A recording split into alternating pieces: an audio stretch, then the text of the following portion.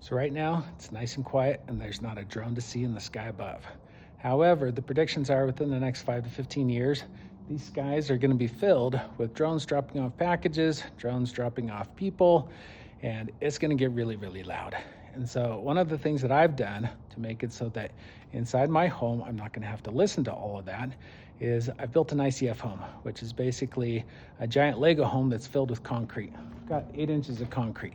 And while I realize that most people aren't going to be able to do that, one thing that you can do is what I'm about to suggest for my windows.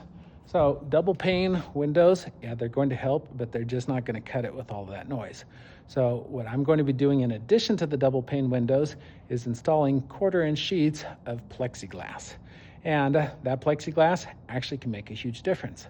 So if you want me to make a longer video with all the nerdy details on how plexiglass is able to cut down on almost 95% of the drone noise, as well as the city noise and the traffic noise, let me know in the comment section below and I'll go ahead and make the long video with all the nerdy details. And if you want to follow along as I do this crazy journey of DIY building this 5-story multi-generational passive ICF house, be sure to like and subscribe. Thanks for watching.